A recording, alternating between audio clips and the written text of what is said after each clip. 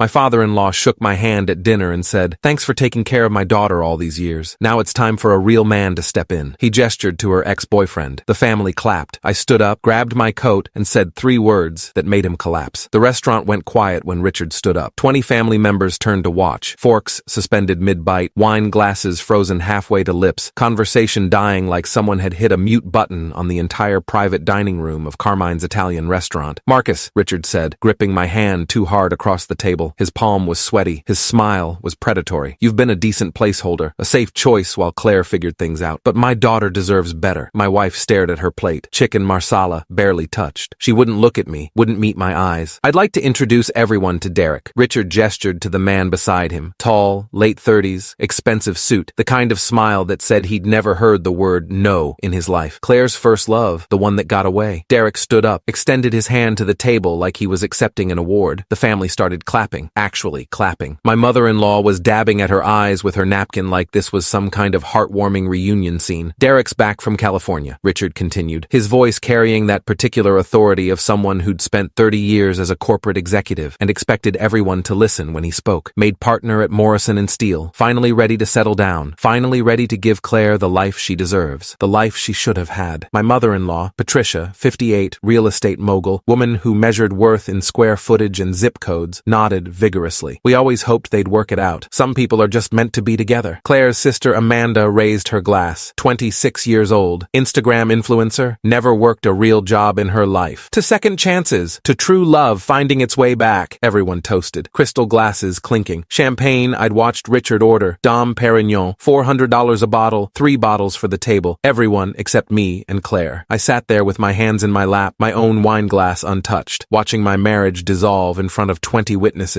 who seemed thrilled about it. "What is this?" I asked quietly. Richard sat down, smoothed his tie. "Hermes. Probably cost more than my monthly car payment." "It's an intervention, Marcus. An overdue conversation. You're a nice guy. Really. We all like you. But nice doesn't pay for private schools. Nice doesn't buy lake houses. Nice doesn't secure a future. We've been married 7 years," I said. "And you've been struggling for 7 years." Richard's voice was gentle now, pitying, like he was explaining something simple to a child. "Still renting that apartment in Queens. Still driving that 12-year-old Honda Accord. Still working that middle management position at, what is it, a tech company? Something with software? I'm a project manager." "Right, project manager." He said it like it was janitor. "Look, Marcus, we appreciate what you've done. You stepped up when Derek left. You gave Claire stability when she needed it. But now it's time for her to have more than just stability." Derek leaned forward, elbows on the table. "No offense, man, but Claire and I have history, real chemistry, the kind of connection you can't manufacture. We grew up together. We understand each other. Then why did you